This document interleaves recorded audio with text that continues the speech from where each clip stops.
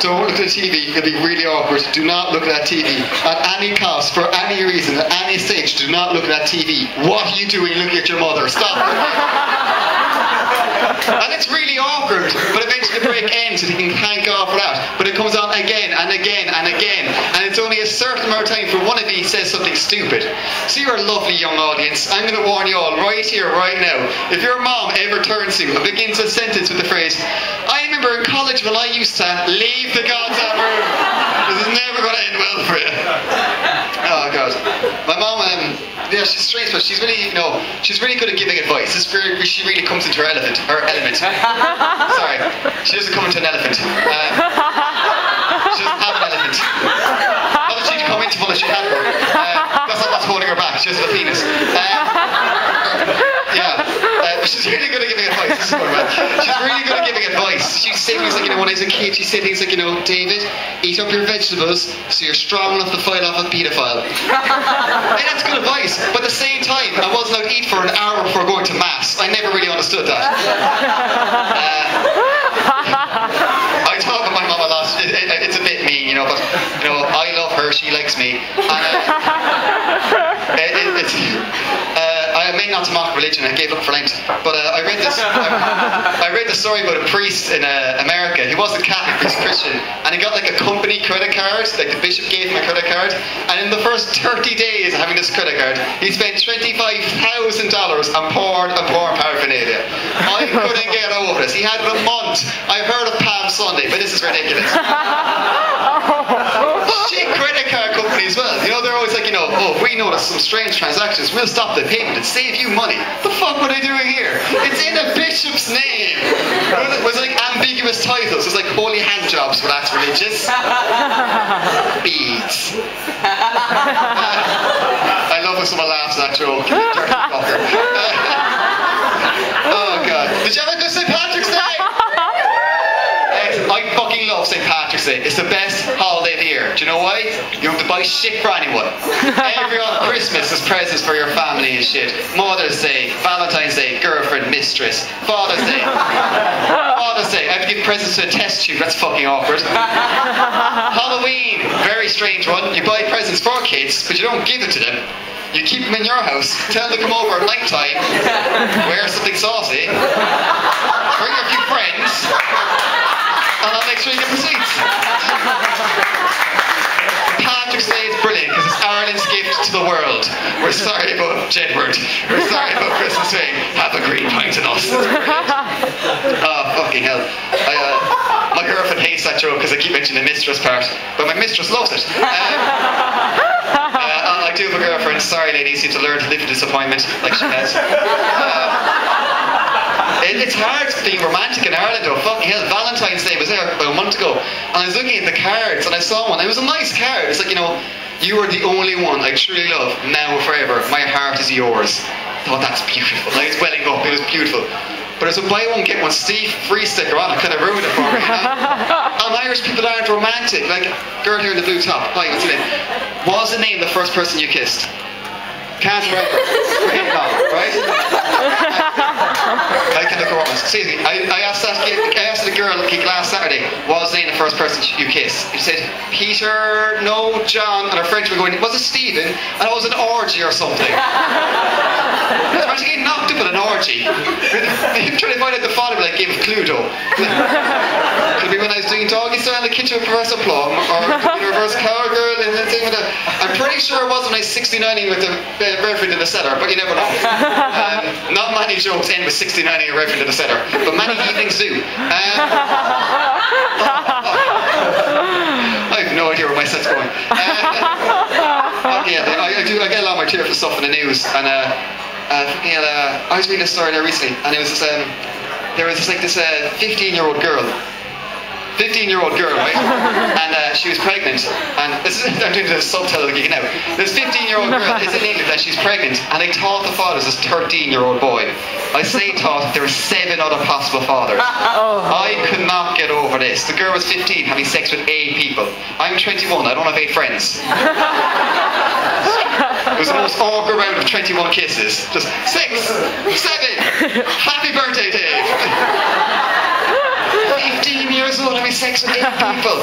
When I was 15, the peak of sexual activities, whipping out a calculator, 531 8008, upside down boobies. All you ever needed. Fucking hell, freaked the shit out of me. But I'm doing comedy for a while now. It's not my job, it's a hobby, like, but I've had bad luck with jobs, you know. I used to be a plumber, but I got fired. A horrible misunderstanding when my boss has to give him a ball cock. I'm fair as punny. My mom said to me, well, why don't you try babysitting? You know, it's an easy gig to sit down and watch TV and make sure the kids don't kill each other. You get some money. So I did it a couple of weeks ago, coming up to St. Patrick's Day. And there was these 3 kids. There was like this, you know, 4-year-old girl, 2-year-old boy, and a 10-month-old baby. I don't know the gender, we weren't speaking terms. It was coming to St. Patrick's Day, getting a bit late in the evening, and they were like painting shamrocks and shit. And but the little boy picked up the tin of green paint and just dunked it over the baby. I know, fucking hilarious. I couldn't stop laughing. Once I stopped laughing, I was like, shit, I better clean this baby. So I took it into the kitchen, and I didn't know how to clean a fucking baby, right? So I dumped it, I placed it gently into the sink. And while I was doing this, it'll work, right? While I was doing this, the girl, the 4-year-old girl was mocking the boy, giving out to him, you know, haha, you painted a baby, you're going to get in trouble, it looks like Shrek now. The boy's getting all freaked out, he's getting nervous, you know, he pissed his pants. I know, right? It can happen when you're nervous. Thank God I went for in this gig. But the poor boy, he came in to me then, and he's like, Dave, I pissed my pants. But just play calm, to be honest. It's like, here's the situation, it's your problem now.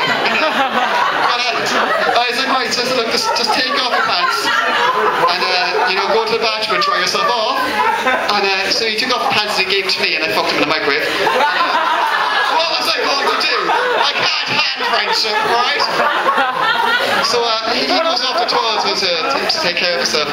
And in this case, I looked at the baby and I'm thinking all the paint was coming off and it's ruined the clothes. I threw in a colour catcher. And everybody else put Pampers, expanded water. It was freaky looking shit. And the girl comes in saying, can I go upstairs and play with the dog? I'm like, fine, work away. She fucks off. Now I'm looking at this baby and I don't know how to clean a child. And it was just looking at me, right? The thing couldn't hold up its head, but somehow it was staring me in the eyes.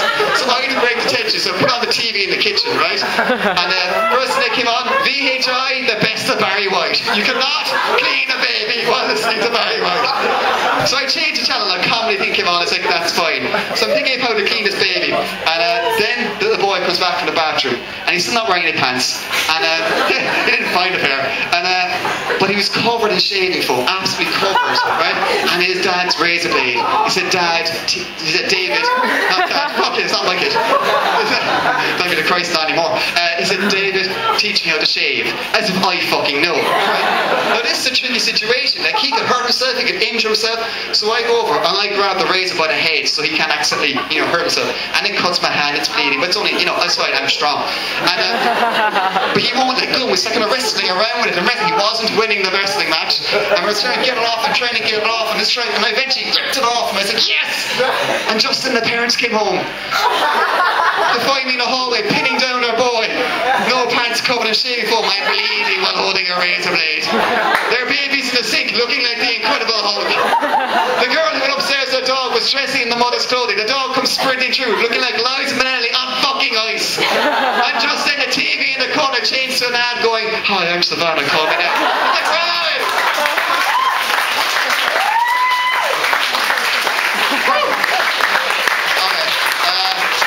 I love doing gigs with students, I love doing gigs outside of UCC because I'm a UCC student, I'm in 3rd year, but unfortunately when I was in 1st year UCC an all student email went out, all student, all staff, this email went to 20,000 people. That's like 1 in 9 people in Cork.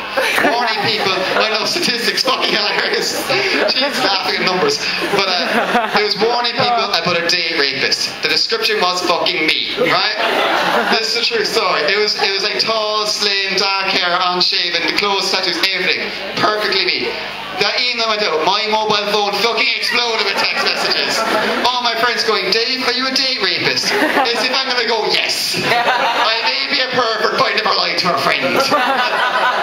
My mom was most immature student, she sent me a text a couple hours later. Dear David, she starts like that. I got an email which might concern you. I don't know if it's a joke or what. I hope you're being safe. Typical Irish mammy. But the description was perfect. There was an artist rendering. It was me squinting a little. It was terrible. I had a few friends, a few bright sparks said, look Dave, why don't you just, the description is somewhat vague. Just, bleach your hair, shave your beard, change your clothes, you won't look just like him. And that makes sense for a bit, but then they say you have known me. I'm in your lecture, I'm in your lab. You get the email, that looks a bit like Dave. You see the next day, and I've completely changed how I look. The only difference between me and this fella is the fact that I've got glasses and this guy didn't, which made me feel like a shit version of Superman. Yes, I'm your average student, Dave rapist. And when I take the glasses off, I squint a little, so I look exactly like the fucker. I have to mention the fact that there is a difference, because I did this gig last Saturday and I didn't mention that there was no difference, and the girl came up to me afterwards and said, you never mentioned whether or not you were actually the date rapist, and I thought you are the bravest girl I have ever met. Can I buy you a drink? Let's suppose this big thanks to the good night. You all here? Oh, okay. It's mainly because I don't have friends. Yeah, I was from NYG, and I was actually late coming here tonight, and the taxi driver said to me, you look like a school teacher. It's a bit of a change from what class you in. Conor said he's writing this show about fonts. I'm writing a show about school, mainly because I look like I'm in school. And not a lot has changed since I've been in school. Like, I still get bullied by 12-year-olds. I still look like I'm 12. Yeah, I was a bit of a loser in school. And I had friends, but there were type of friends, like, when they saw me, they ran away.